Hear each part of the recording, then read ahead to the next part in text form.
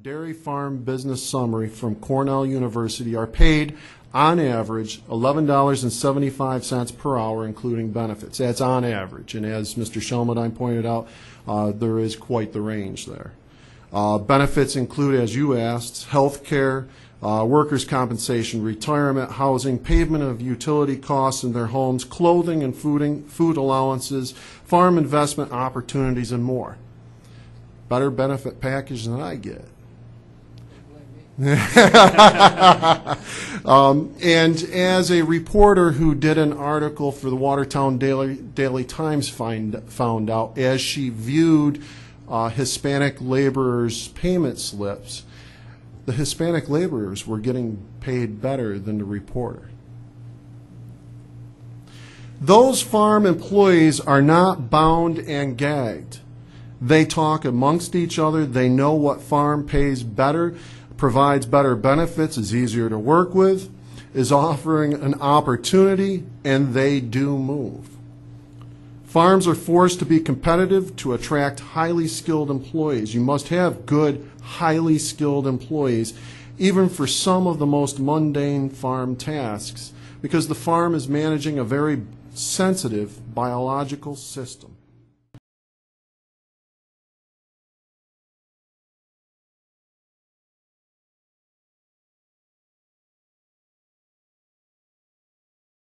As there is no sector of agriculture that was left untouched by the long-term effects of the global meltdown. Agriculture is a different industry than manufacturing widgets. We are at the mercy of unreliable weather and must contend with the extreme perishability of fresh foods and dairy products. This is one of the most challenging parts of the bill for agricultural employers. Clearly, this provision is intended to increase the wages of agricultural employees and provide them with the opportunity for overtime pay comparable to that of employees in some non-farm industries. Because of the nature of farm work involving favorable weather and the absolute necessity to do certain tasks in a timely manner, farm owners and their employees often work more than 60 hours a week during peak periods. Certain stages of production and harvesting cannot be postponed or scheduled for a more convenient time. Farm employers who have calculated the increase in their labor costs if they paid overtime in the proposed manner of this legislation report that their labor costs would increase between 15 and 25% at a time when many New York farmers are facing lower product prices. It is highly likely that farmers facing this type of labor cost increase would look for ways not to pay overtime, as the two previous speakers indicated, which could include replacing workers with machines, restructuring the workload, and especially limiting the number of hours that each employee could work. In an article that appeared in the Watertown Daily Times on Sunday, October 12, 2008, entitled "Hidden in Plain Sight," the reporter, Miss Rachel Hanley, interviews Hispanic workers from a dairy farm in Jefferson County. Ms. Hanley reports in the article that during her interview with the Hispanic employees, they work up to 12 hours a day, 6 days a week. But they indicate that they'd work more if the farm owner would allow them to. This is not a case of the employees being forced to work long hours. It's the nature of the job. But it is also what they want because they are building homes and supporting families. And I'll go.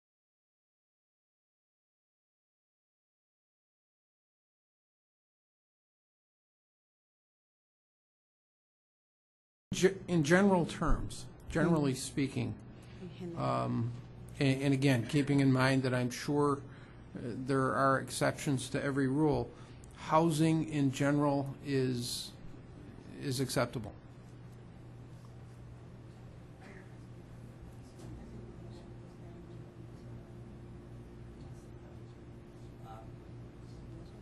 The housing is acceptable, is good. New York adopted a stricter sanitary code for farm worker housing, and county health departments issue a certificate of occupancy permit prior to the start of each season. New York is also one of 28 states that require workers' compensation insurance for agricultural workers. We have also adopted stricter field sanitation and drinking water requirements. The farm worker minimum wage is linked to the state minimum wage and not set at a different level. And we have set a state human trafficking statute.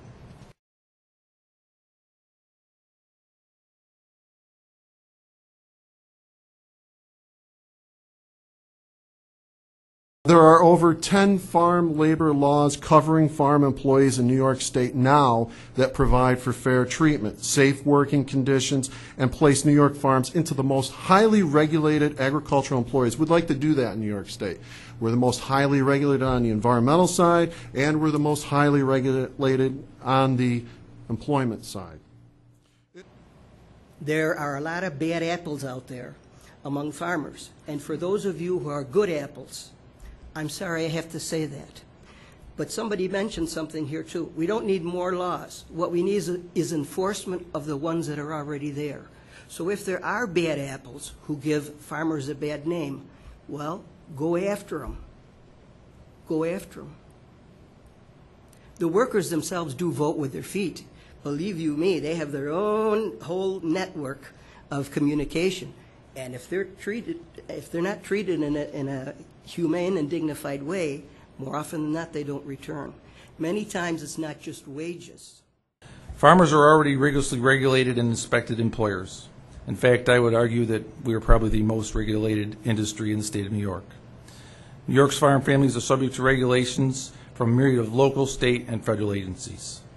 The state and federal departments of labor inspect our employee wage statements, register farm labor contracts, require farm worker labor agreements, and check for compliance with minimum wage, housing, sanitation standards, and the Federal Migrant and Seasonal Protection Act.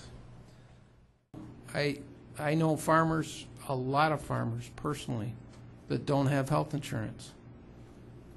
Owners, farmers themselves.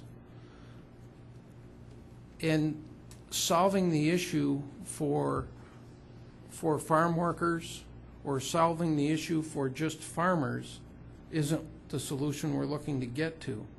We're looking to solve the issue across the board for everybody. And I will work hard to address those issues.